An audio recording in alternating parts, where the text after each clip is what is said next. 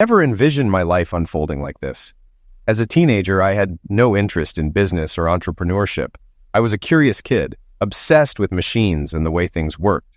My father, a mechanical engineer, always had me tinkering with old motors and disassembled clocks. I loved working with my hands, taking things apart just to put them back together again. My original plan had been to follow in his footsteps until I met printing. It happened by chance. My first job was at a small, family-run print shop down the street from my childhood home. I started as a delivery boy, running stacks of freshly printed flyers to local businesses. But I was fascinated by the machines, their rhythmic hum, the careful precision of ink on paper. I begged the owner, Mr. Radcliffe, to teach me. Soon, I was threading rolls of paper, aligning plates, mixing ink. The mechanical ballet of it all clicked in a way that no other job ever had. When I was 21, I took a risk. With money saved from years of working at the shop, I bought my first commercial press, an old secondhand Heidelberg that had seen better days. I rented a tiny workshop space and started taking small orders. Business was slow at first, but I pushed forward. Long nights, countless setbacks, and more financial stress than I'd ever experienced. But I kept going. Within a few years, I had a steady client base. By 30, my print shop was profitable. Then came Louise. She was unlike anyone I had ever met, sharp, ambitious, breathtakingly beautiful. We fell fast and hard. Our wedding was simple but joyful, a day filled with promises and laughter. We built a life together, and soon our daughters arrived. Carrie, our firstborn, had my drive and hunger for knowledge. Sarah, our youngest, had Louise's charm and wit. For years, I felt like I had everything. A thriving business, a family, a wife I adored. But something changed. I couldn't pinpoint exactly when, but it was gradual. At first, it was small things, conversations that felt hollow, a shift in her body language when we were together. I ignored it, convincing myself that we were just tired, overworked, caught up in the routine of adulthood. But the distance between us grew. I tried harder, planned date nights, took weekends off, made an effort to be home early. None of it seemed to matter. Work had been relentless. By Friday, one of the factory machines malfunctioned, and I spent the entire day alongside the engineering crew, attempting to resolve the issue. By the time we finished, we were all drained, physically and mentally. For over a decade, I had been at the helm of my own printing company, a business I established in the northern suburbs of Sydney, Australia. That night, I eased my car into the garage, stopped the engine, and sank into my seat, utterly spent. Managing a print shop that caters to both commercial and custom projects is no small feat. Life at home hadn't been much easier. Lately, my wife, Louise, my partner for 15 years, seemed emotionally distant. I thrived on affection, gentle touches, kisses, a shared closeness. But she had begun withdrawing. She valued time spent together, and I did my best to provide that, but juggling my demanding work schedule with her emotional needs was a challenge. I'm Cameron Other, 42 years old. Louise and I have 2 daughters. Our eldest, Carrie, is 18, smart, ambitious, and in her 3rd year of engineering school. She plans to join the business after graduation to help design new printing presses. Then there's Sarah, 15, our free spirit. She's just as intelligent, but prefers a relaxed approach to life, spending time with friends or chatting on Discord rather than focusing on academics. That weekend, both girls were away, Sarah with friends, Carrie with her boyfriend. With the house unusually quiet, I hoped Louise and I could reconnect over drinks and a conversation. After parking my truck, I grabbed my bag and headed to the kitchen. Louise wasn't home. I poured myself a Kraken and Coke, my go-to drink, and put on some soft music. As I sat there, my mind drifted back to the broken machine. Losing $10,000 in revenue was a tough hit in Sydney's competitive market. The sound of heels snapped me out of my thoughts. Louise walked in, stunning, dressed to go out. My breath caught. She placed her small purse on the table, her outfit far more glamorous than usual. "You look amazing," I said, masking my exhaustion. She smiled, but it lacked warmth. "Sorry, Lou," I sighed. "It's been a rough day, and I don't have the energy to go out tonight." Her expression shifted. "That's fine, Cam. I wasn't expecting you to come." That threw me off. We rarely went out separately, and when she did see friends, she never dressed like this. "You weren't?" I frowned. "Why are you dressed like we're going on a special date?" She hesitated before meeting my gaze. "Cameron," she started, then faltered. "Are you leaving me?" I asked bluntly. Her eyes widened. "No, of course not." I let out a bitter laugh, pulling away when she reached for me. "Let me guess. You deserve this after raising 2 kids and supporting our family?" She looked down at her purse, visibly uncomfortable. Cam, I've been seeing Roger. It's been a few months. My stomach dropped. Roger? Roger Fellworth? The married guy from your office with 3 kids? That Roger? She nodded, panic flashing in her eyes. Yes, he's been there for me while you haven't. Don't give me that, I snapped. You've been pushing me away for months. At least now I know why. She tried to justify it, but anger surged through me. You're rationalizing an affair, Louise. Let's not pretend this is something else. She looked taken aback. I told you, so it's not cheating. Roger says, Roger is lying to you, just like he's lying to his wife. I cut her off. And yes, it is cheating. I don't agree to it. Have you been with him physically? She hesitated, then admitted, he kissed me. I laughed bitterly, grabbing another drink. Well, that's that then. We're done. I stepped outside to the back terrace, trying to process everything. After a long, exhausting day, all I wanted was to come home to my wife. Instead, she had already left us in her mind. 5 minutes later, she appeared in the doorway, her voice softer. Cam, I love you, but I need this. I felt trapped for the past year. Roger understands. It won't be forever. You'll see. I stared at the yard, refusing to look at her. No, Louise, you should have come to me. I was supposed to be your partner, your best friend. Instead, you turned to someone else and stole my chance to support you. Now, I don't know if I can ever be near you again. She stood still, then spoke with quiet confidence. Cameron, you can't leave. Roger says if you do, I can take everything. Half the business, the house, the kids. I could turn them against you. My blood ran cold. You'd do that to me? My voice was ice. You cheat, threaten me, and expect me to accept it. She hesitated. I didn't want this, she admitted. But Roger says in court I'd win. You don't have much of a choice. I stood abruptly, my gaze fixed on the woman I had once loved. You're a selfish, unfaithful liar, I said, my voice sharp with betrayal. She took a step back, her expression wavering. I pressed on. You claim to love me, yet you betray me, and then have the audacity to blackmail me? You are not the woman I married. Cam, She faltered, her voice barely a whisper. I forced myself to breathe, steadying the storm inside me.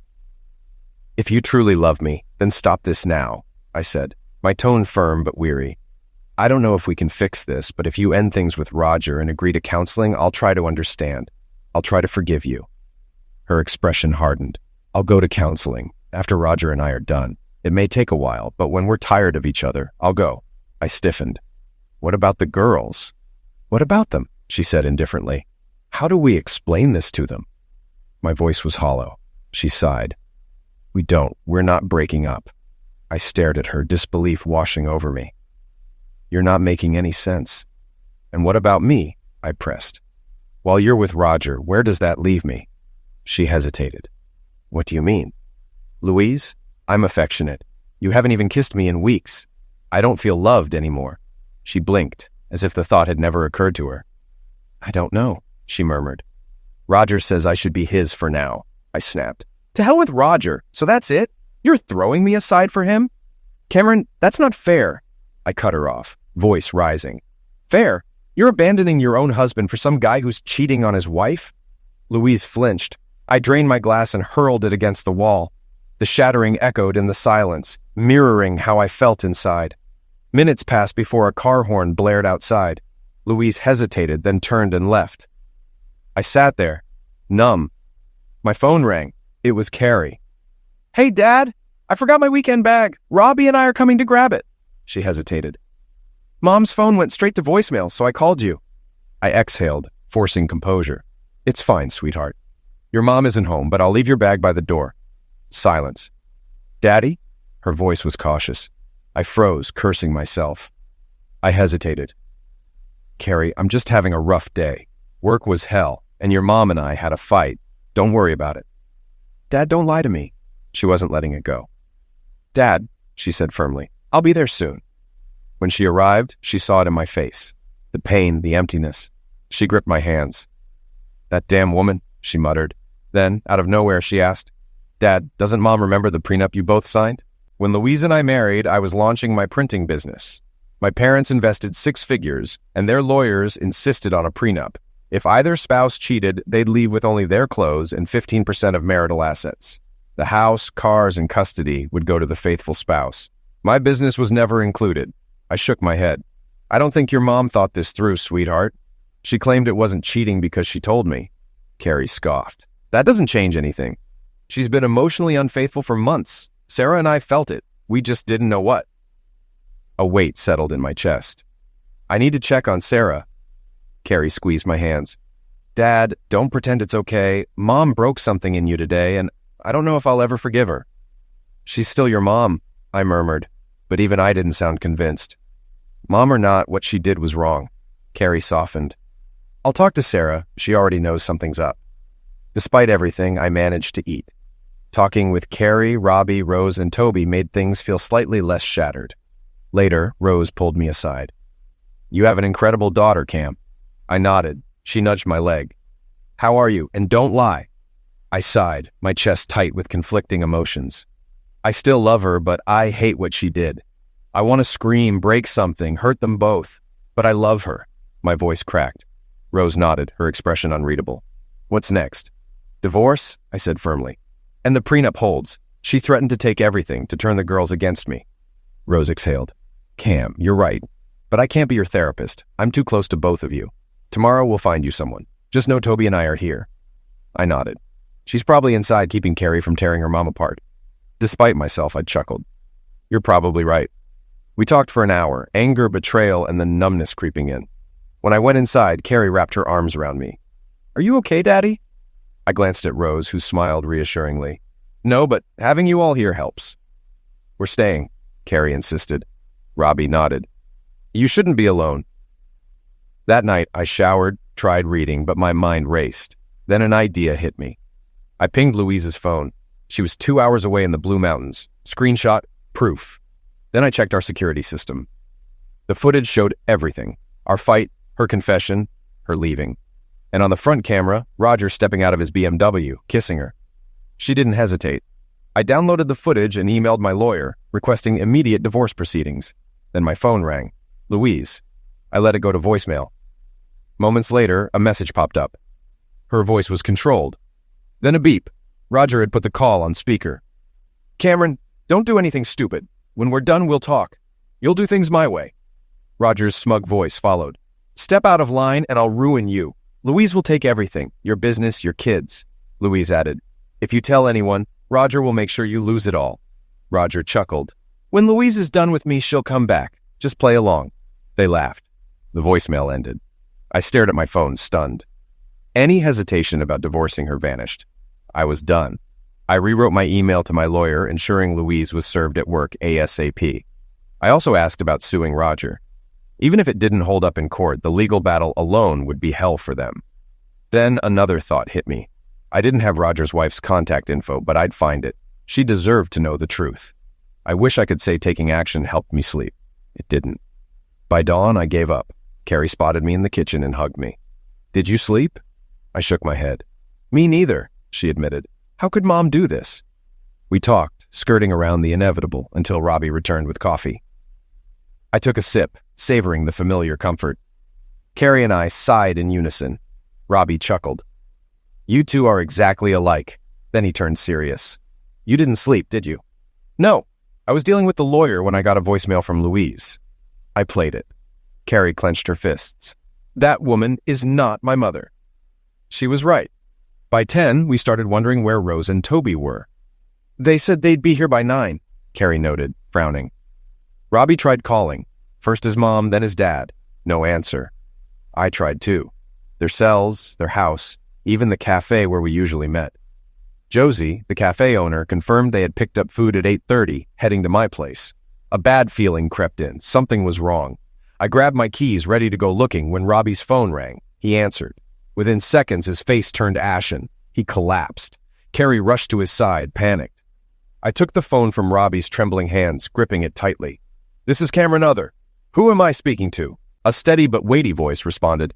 Mr. Other, this is Constable Colin Sharp. I need to inform Robert of a serious accident involving his parents. My chest tightened. Are Rose and Toby all right? There was a long pause before Sharp spoke again. Mr. Other, is Robert able to speak? I turned to Robbie. He was motionless, barely breathing, his eyes wide with shock. No, I said, my voice raw. Sharp's tone remained firm.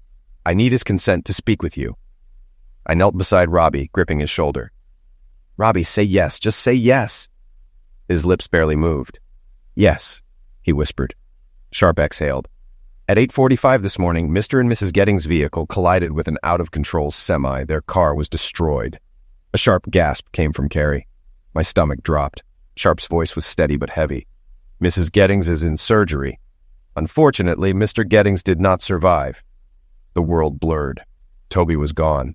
Rose was fighting for her life. I forced myself to swallow, my throat tight. "Which hospital?" "Royal North Shore." Sharp paused, then asked, "Will you and Robert be coming?" "Yes," I whispered, gathering details before ending the call. We arrived at the hospital in 30 minutes, bombarding the nurses with questions. How was Rose? Where was Toby's body? Would she survive?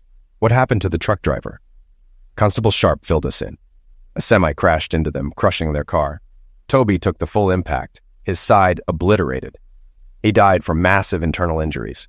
Rose barely survived, suffering a skull fracture, 2 broken legs, and deep wounds. Worst of all, she lost her left arm. Surgeons barely stopped the bleeding. The rest of the day was a blur. Despite his grief, Robbie handled calls. His grandparents, Toby's brother in Brisbane, Rose's family. By the time they arrived, Carrie and I were helping with Toby's pass-away certificate.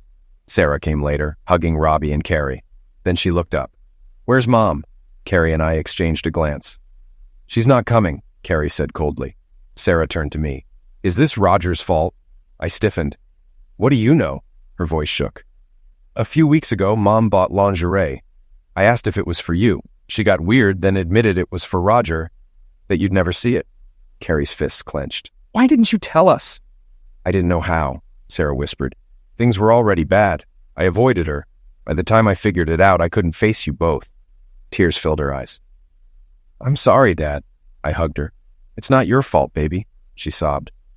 "If I'd spoken up, maybe Aunt Rose and Uncle Toby would still be—" She broke down completely. That night, we only left to shower and change. At 4 a.m., Rose was out of surgery, bruised, broken, but alive. She'd be in ICU for days. Doctors needed to monitor for brain damage.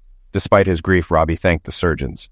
I had never been prouder of him. If he married Carrie one day, I'd be honored to call him my son-in-law. By afternoon, we planned Toby's funeral. Robbie called their lawyer, preparing for when Rose woke up. Edwina, Rose's mother, arrived, hugging Robbie, and then me. She had always treated me like a son. She barely mentioned Louise, but after Carrie caught her up, I noticed her expression darken when no one was looking. That evening, my phone rang nonstop. Distracted, I answered without checking the caller ID. "This is Cameron Other," I said. A sharp voice snapped back. "That's no way to answer your wife." I froze. "I told you not to cause trouble," she continued, her tone laced with warning. "Roger is furious. If you don't shut up, he'll ruin you. Get home, now." Louise. Whatever regret she'd shown on Friday had vanished. Now she was arrogant, demanding. I steadied my voice, ice creeping into my tone. "Louise." The room went silent. "Where are you? Where are the girls?" she demanded. Then, her voice dropped to a venomous hiss. "If you told them anything, I swear I'll turn them against you." I ended the call mid-sentence. Let her threaten me. By tomorrow, she'd see how fast her lies unraveled. "The hooker is home," I muttered. Sarah exhaled. "Why did you even answer?" She had spent hours apologizing for not telling me sooner, but after hearing everything, she was as furious as Carrie. Earlier, she had looked me in the eye and said, "Dad, in the divorce, I'm living with you." "Of course, baby," I promised. Now, as she gave me a knowing look, I realized I had answered Louise out of habit. My phone rang again. Louise. For 10 minutes, she called me, then started calling the girls. Carrie finally had enough. "What?" she snapped. Even from across the room, I heard Louise scolding her tone. Carrie scoffed. "Mom, stop. I have zero interest in talking to a lying, cheating witch right now." I didn't react. Neither did Sarah. "I'm with my family, my dad and sister. We're grieving. Stay out of it." Louise assumed she meant the divorce, unaware of Toby's pass away. Carrie cut her off. "Mom, I'm done. And yes, Dad told us everything. I'm not living with you." Silence, then a response. Carrie's expression hardened. "You're a hooker, Mom. Dad loved you. We adored you. And you threw it all away for a man who'll drop you the second it's inconvenient." Another pause. "Yes, Sarah knows. She saw it. Dad might forgive you, but Sarah hates you as much as I do." More shouting. Carrie smirked. Pack your bags, Mom. None of us want you there when we get home. Louise raged. Carrie laughed. No, I won't tell you where we are. Why don't you call Roger? Oh, wait, you can't. He's with his wife, the one who has no idea he's a cheating lowlife. Louise sputtered. Oops, our flight's boarding. Talk to you never, Mom. She hung up. Wrong number, she said. Despite the grief, the room erupted in laughter. Even the nurses chuckled. That night, Edwina left, promising to return in the morning. Sarah and I planned to leave for a few hours while Carrie and Robbie stayed. As we were gathering our things, a nurse approached. She's awake. We exhaled in relief. How is she? I asked. She's out of it, but you can see her soon. For the next hour, we took turns visiting Rose, bandaged, bruised, connected to machines, but the hardest part was the bandaged stump where her arm had been. I sat by her bed, forcing a smile. Hi, Petal, I whispered. I had called her that since childhood. My Rose. You scared us, but I'm glad you're here. She couldn't speak with the breathing tube, but her hazy eyes met mine, silently asking. I shook my head. A tear slipped down her cheek. I stayed, talking softly, telling her how proud I was, how much we loved her, how we'd get through this. When I stepped out, a nurse handed me a tissue. I hadn't realized I was crying. I nodded in thanks and walked down the hall. A half hour later, Sarah and I left exhausted, catching only 3 hours of sleep before driving back. As we pulled into the driveway, we fell silent. A BMW X5 was parked out front. Crap, we muttered. I drove past, made a U-turn, and parked down the street. The curtains shifted. Someone was watching us. Do we go in or leave? Sarah asked. I sighed. We go in, but you head straight to your room, lock the door, and stay out of it. Are you sure, Dad? I can stay. I smiled. Sarah hated confrontation, but she was ready to face Louise now. We pulled out our phones and hit record. Then we stepped inside. Roger stormed toward us, arrogance radiating. There he is, the little horned hub, he sneered. Ready to apologize before I ruin your life? Sarah stepped forward. Roger flinched. Louise hesitated, likely realizing he just pestered a minor. A lawsuit waiting to happen. If you don't mind, Dad, Sarah said flatly, I'm too tired for this. Wake me at 11:30 so we can get back to the hospital. She brushed past them, muttering, a-hole and hooker under her breath before disappearing into her room. The second her door shut, they pounced. You fool, Roger spat. Louise told you not to tell your daughter. He lunged. I held up my phone. I'm recording. It's been rolling since we walked in. Louise paled. Roger sneered. Whatever, doormat. He was taller and heavier, but mostly fat, balding, sagging jowls. I still couldn't fathom why Louise had chosen him. I folded my arms, keeping my voice firm. Louise, I told you not to come here. And you bring him? Cameron, she started, but Roger cut her off, stepping in close, just inches from me. We warned you, he sneered. Now I'll make your life hell. I met his gaze without flinching. You're not welcome here. And watch your language. My daughter's in the next room. He smirked. So what? She won't say anything, neither will you. Then, without warning, he snatched my phone from my hand, hurled it to the ground, and stomped it to pieces. You're just some nobody printer, he taunted, his voice dripping with condescension. Before I could react, Louise stepped in, her voice cold and deliberate. Roger is 10 times the man you'll ever be. And now that you've told the girls, things will get very hard for you. She leveled me with a glare. Stay quiet or we'll destroy you. I turned to her. Louise, what the hell are you saying? Before she could answer, Roger swung. I moved with the punch, but it still landed hard on my ribs. I staggered back, clutching my side. What the hell? I hissed. You knock me, in my own house. Roger smirked. So what? Louise will back me up? Hell, I could eliminate you, and she'd tell the cops you started it. He chuckled darkly. You don't get it, doormat. I'm a lawyer. I make the rules. I control the money that runs this world. He puffed up, basking in his delusion. I take what I want, when I want, and you can't do a damn thing. I turned to Louise, searching for the woman I once loved. You're really standing by. This guy? She hesitated before setting her jaw. I'm sorry, Cameron, but yes, you're just not a man like him. Her words cut deeper than Roger's punch. I exhaled, letting my last shred of patience burn away. Then I have nothing left to say, but you both need to leave, now. Roger mistook my calm for weakness. He lunged. Big mistake. He swung. I dodged. His momentum sent him stumbling. I tripped him easily, and he crashed straight through the coffee table. Glass shattered. Wood splintered. For a moment, he just lay there, stunned, mouth opening and closing like a gasping fish. Before he could recover, I grabbed his ear and yanked him close. My voice was low, venomous. You barged into my house thinking you could push me around, but now you're flat on your A, humiliated. You think you're powerful? I just made you a eunuch. I let him drop with a pathetic thud. Louise gasped, scrambling to his side. What did you do? I stared at her and felt nothing. No love, no grief, just cold indifference. You didn't even ask where we were, I said flatly. Didn't check on Sarah. Didn't wonder why we weren't home. You just stormed in here, screaming and threatening while one of our closest friends is dead and another is fighting for her life. Louise's face paled. Oh, Cameron, you didn't... No, I didn't, I cut her off. Carrie and Robbie figured it out. They wanted to be here for me, unlike you. Rose and Toby came over Saturday morning to check on me. I glanced at Roger, still groaning on the floor. Then they got hit by a semi, I said quietly. Toby's dead. Rose is in the ICU. I let the silence stretch, watching as the reality of it settled in. Louise's face twisted, not with grief, but with rage. This isn't my fault, Cameron, she spat. If you just kept your mouth shut, they'd still be alive. This is on you.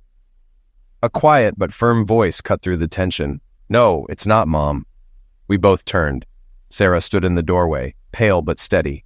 She ignored Roger completely, looking straight at me. I called the police and an ambulance. They're on their way. Then she turned to Louise.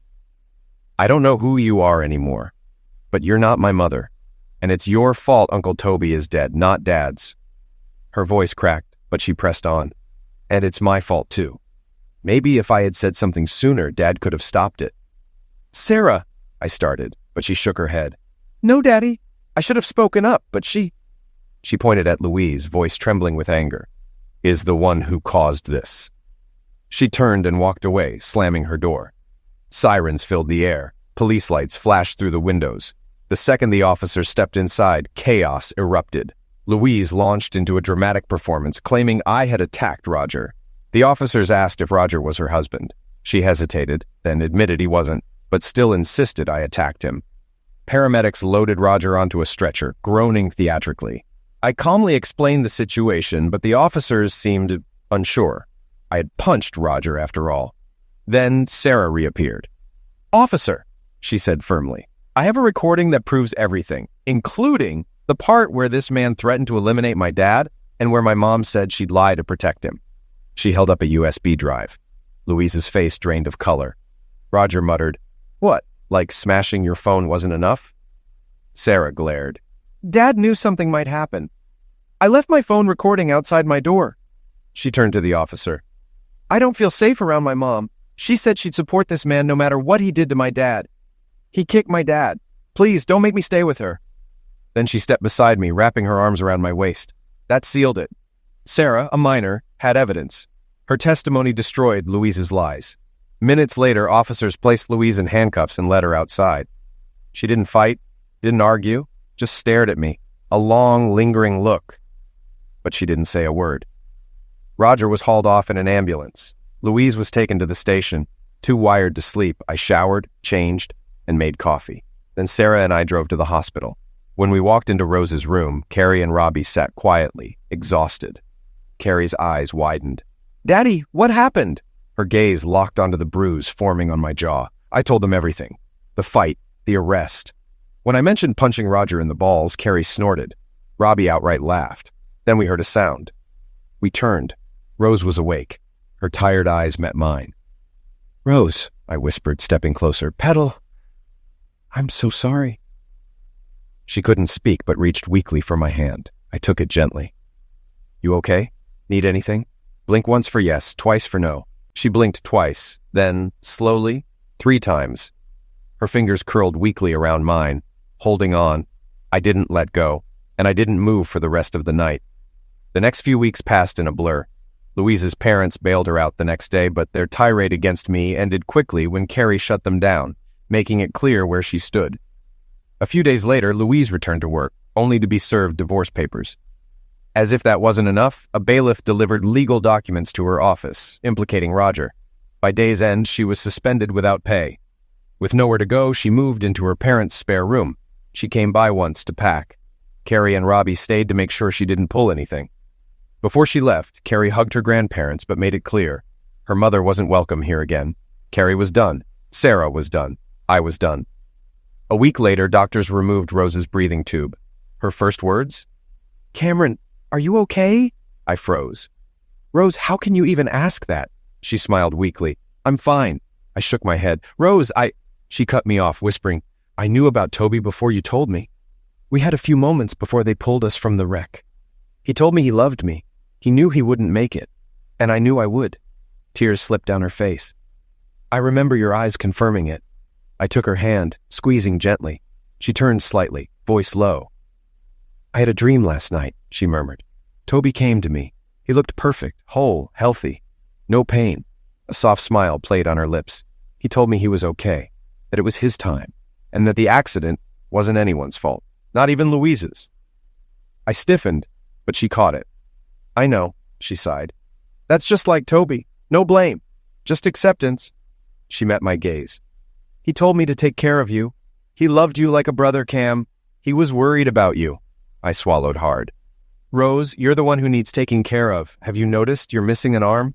She chuckled, lifting her bandaged stump. "Guess I'm completely armless now, huh?" I snorted. "Looks like I'm on duty whenever you need help." She groaned, but laughed. "I mean it, Cam. I miss Toby more than words can say. But that dream, it gave me peace. And he made me promise to be there for you." I sighed, holding up my hands in surrender. Fine. You can take care of me," she grinned. "But only after you get out of here. Until then, I'm in charge." Unlike the chaos of those first weeks, the next few months dragged. If I wasn't working, I was at the hospital. If I wasn't at the hospital, I was packing. The girls and I decided to sell the house. I found a smaller place in North Sydney, close to the medical center. 3 bedrooms, an office, and if you stood on tiptoe in the master bedroom, you could just see Sydney Harbor. Meanwhile, my divorce from Louise was in full swing. The girls refused to speak to her. Every conversation ended in disaster. Sarah, once soft-spoken, became distant at the mere mention of her mother. Carrie practically moved in with Robbie. I didn't object. She was an adult, and after everything, I just wanted her to feel safe. As for Louise, despite her bravado, she was struggling. Stuck in her parents' spare room, suspended from work, she had lost everything. Even after calling me a brainless doormat and a pathetic lover more times than I could count, she wasn't handling the fallout well. Her parents even asked if reconciliation was possible, until I sent them the recording.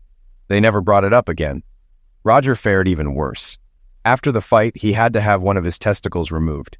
He tried to sue me, but the police shut it down. I had a clear self-defense case. His law firm, desperate to avoid scandal, fired him. My lawyer pounced, securing a quiet settlement. Then, as if things couldn't get worse, Roger's wife got a copy of the recording. I swear it wasn't me. But every now and then, I'd catch Sarah smirking. I didn't ask questions. One night, I got a call from Miranda Fellworth. We spoke for over an hour. She had suspected Roger was cheating for years, but now she had proof. And, as it turned out, Roger had never owned his wealth. Their home, lifestyle, everything was funded by a trust from Miranda's grandparents. Roger wasn't in the trust. By the last update I heard, he was living in a cheap hotel, maxing out a credit card. Jobless, broke, and alone. I hoped it stayed that way. Meanwhile, Rose was getting stronger. A month after the accident, she left the hospital for a few hours. It was time to say goodbye to Toby.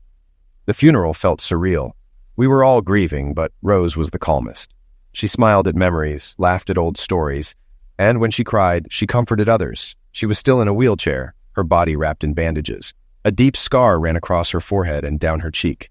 Doctors said it might fade, or she could opt for surgery. I stayed by her side, pushing her wheelchair. Her nurse lingered nearby, but gave me space to care for her. A month later, I was in Rose's hospital room, sorting bills when I felt her watching me. I set down my pen. "What's wrong, Petal? Need something?" She didn't answer. Tears streamed down her face. I was at her side instantly. She clung to me, sobbing into my chest. I checked the monitors. Her vitals were fine. This was emotional, not physical. The hospital psychiatrist had warned this might happen. From the moment Rose woke up, she had focused on everyone else, never herself. "Shh, Rose," I whispered. "It's okay. I'm here. You're not alone." She sobbed harder, but nodded. I miss him, you know?" I swallowed the lump in my throat. "I know. I miss him too." She clung tighter. Will it ever stop hurting? I sighed. I don't know, but Toby's gone, and you're still here. We have the girls. That has to mean something. She was quiet for a moment before relaxing against me. Thank you, Cam, she murmured. I don't know if I could have made it through without you. Then, unexpectedly, she kissed me. For a moment, I kissed her back, warmth spreading through me, something deeper than comfort. But then reality set in, and I pulled away. Rose, I'm sorry, I murmured. You're my best friend, and we're still mourning Toby. She sighed but didn't let go. I know, Cam, but I feel something. It never really left after high school. That night, sleep was elusive. Somewhere between waking and dreaming, I found myself in a bar, the crowd blurred, voices murmuring, glasses clinking. And then, among the haze, one figure stood clear. Toby. I froze. He turned, smiling. Come on, Cam, you can hug me. I did. He felt real, warm, alive. We sat, drinks waiting for us, Kraken and Coke for me, Guinness for him. So, he said, watching me. How are you, Cam? I slumped. Not great. The divorce is messy. The girls are angry. I'm trying to help Rose, but I'm drowning. Toby nodded. And what about you and Rose? I frowned. What about us? He raised a brow. Come on, we've known each other too long for this. You love her. I scoffed. She was your wife. And I'm dead. He smirked. You can't cheat on me, Cam. She still has a life to live, and you, he pointed at me, have loved her all along. I had no words. He grinned. I give you my blessing, you idiot. Then he lifted his glass. Now let's have a drink before you wake up. For what felt like an hour, we played darts, drank, and even sang along with the other blurred figures in the bar. There was one guy in the background, watching, overseeing everything, but I couldn't remember his face when I tried. And then the bar started to fade. Toby hugged me. Thanks for being my friend, Cam. I wanted to hold on, to stay in that moment, but everything went black. When I woke, tears streaked my face. By the time I showered and got dressed, the dream had faded to the back of my mind. At the office, I caught up on reports, checked in with my managers, and went through the usual motions. By lunchtime, I was walking into the hospital. Rose lit up when she saw me. Doctors had finally set a discharge date. She was getting restless, eager to be anywhere but here. We were talking about her return home when Toby's mother, Camille, walked in. I had always liked Camille, though I didn't know her as well as Rose's mom, Edwina. She greeted us warmly. Rose, you look so much better today, and Cameron, look at you, all dressed up. She winked. Toby would be proud of you. Then I saw them, the yellow sandals. I froze. Rose caught my shift in demeanor immediately. Cam, what's wrong? Camille followed my gaze. Oh, are my shoes weird? I just bought them yesterday. Special order. I swallowed hard. No, I hesitated. Just a dream I had last night. Rose's sharp gaze told me she wasn't going to let it go. Camille, thankfully, was distracted as she set down a bag. I brought you both lunch. Picked up chicken sandwiches from that little Asian shop in North Harbor. They're the best in the city. I murmured, almost involuntarily. Chicken sandwiches. Rose frowned. Cam, are you okay? I looked at her, then at Camille, then at the bag, then back at the yellow sandals. It was a dream, I told myself. Just a coincidence. I forced myself to eat, even as my hands trembled. And then, just as Toby had predicted, Louise walked in. She looked composed, thinner, but otherwise the same. She held a bouquet of flowers and a wrapped gift, walking in as if the past few months had never happened. Rose, it's so good to see you, she said, her voice overly bright. You look wonderful. Then she saw me. Her expression shifted instantly. Cameron, she growled. What are you doing here? This is your fault. Rose is in this hospital. Toby is dead, and you have no right to be near her. Her voice turned venomous. Once I divorce you, I'll make sure Rose never has to see you again. I stood up. The room thickened with tension. Then a thin, tired voice cut through it. Get out! Everyone turned. Rose was staring out the window, silent tears slipping down her face. Louise faltered. Rose, No. Rose's voice hardened. He stays. You leave. Louise's mouth opened, but nothing came out. I stepped forward, voice low and controlled. Louise, for once in your life, listen. Go! She jumped up, knocking the gift onto the floor. The bouquet followed, smacking against the wall in an explosion of petals. I stepped between her and Rose, blocking her from the woman lying in the hospital bed. Behind me, Camille remained frozen, watching the scene unfold. Louise's voice rose, sharp and shrill. What the hell, Cameron? What did you tell her? Her eyes darted between me and Rose, full of paranoia. She knows this is your fault, doesn't she? She knows you're the reason Toby is dead. Why would she think I had anything to do with it? Then she turned her attention to Rose, her tone shifting into something almost condescending. You're the one who needs to leave, Cameron. Rose needs someone who actually cares about her. She took a step closer as if to reach for Rose. I'll take care of her. She lost her husband, and she needs real support. Her gaze drifted downward, finally landing on Rose's bandaged stump. For a brief moment, something flickered across her face. Pity, disgust, maybe even guilt. And then, with a cruel smirk, she sneered, and if she loses her arm, I'll be happy to take care of her too. My patience snapped. What the hell do you think you're doing here? My voice was low, cold, controlled in a way that carried more fury than shouting ever could. You've been silent for 2 months. You didn't visit. You didn't call. And now suddenly you think you have the right to show up? I gestured to Rose. She lost her husband. I lost my best friend. The girls and I have been here every single day. Where the hell have you been?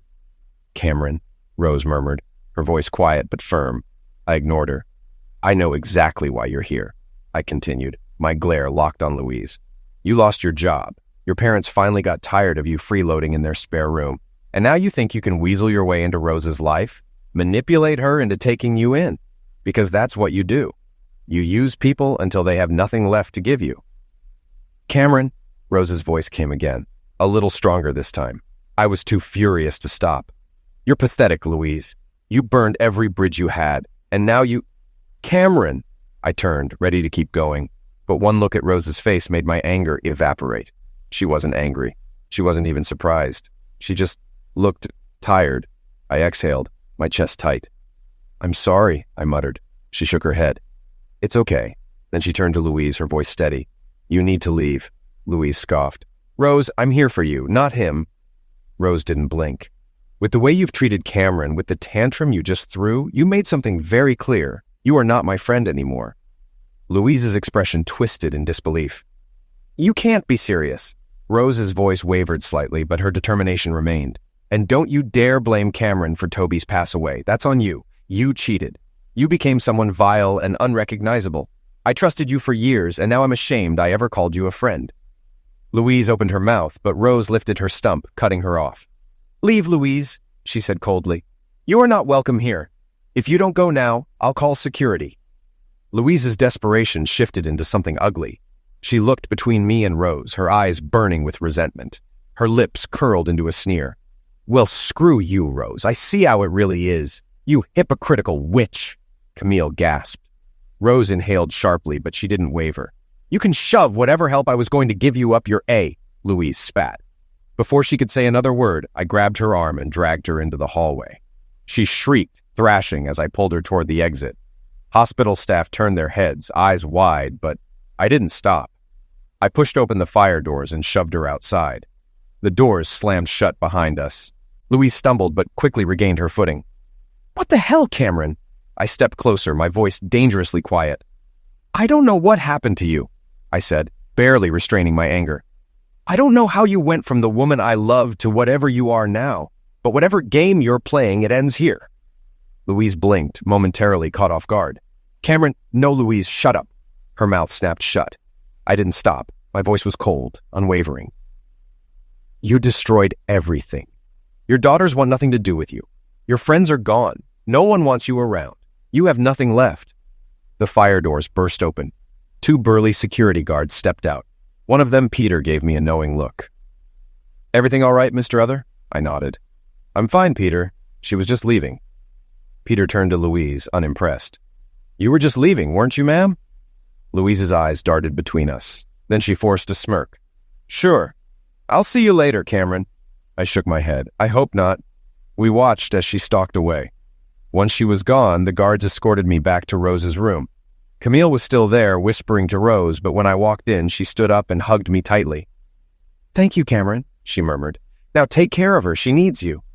Then she left, catching the elevator home. I turned to Rose and sat on the edge of her bed. Are you okay? She snorted. Shouldn't I be asking you that? I shrugged. It's been a weird day. I hesitated. But now that Louise is gone, I feel calmer. I ran a hand through my hair. But honestly, I think it started with that dream last night. Rose tilted her head. Dream? I nodded. Yeah, couldn't sleep, tossed and turned, and then I dreamt about Toby in a pub. Rose's breath hitched. I frowned. It was weird. I knew it was a dream. The place was huge. There were people, but... She swallowed hard. Then, barely above a whisper, she finished my sentence. They were blurry. I froze. She met my eyes, and I saw the truth in them. Yeah, I said slowly. Everyone but Toby. And some other guy. I can't remember him, but Toby was clear. We talked. He told me what would happen today. Camille's shoes, the sandwiches, Louise showing up. He knew everything. She squeezed my hand. There was something else. Wasn't there? She asked softly. I nodded. A tear slipped down her cheek. Love, Cameron. All your days, she whispered. My breath caught. Rose, I rasped. How did you... She nodded, another tear falling. Toby's last words, before we passed out, the last thing he ever said. My tears joined hers. Toby told me I had to tell you, she whispered. He said you wouldn't be able to ask, but I had to say it out loud. And just like that, we fell into each other's arms. We cried together, mourning the man we had both loved, the friend, the husband, the father. As the evening faded into night, Rose shifted in her hospital bed, making space for me. Without hesitation, I climbed in beside her. We lay together, exhausted, comforted by each other's presence. As we drifted towards sleep, I kissed the top of her head. I love you, Petal, she snorted softly. I love you too, Cam. The next morning, we woke to clapping. Sarah. She stood in the doorway with Carrie and Robbie, grinning.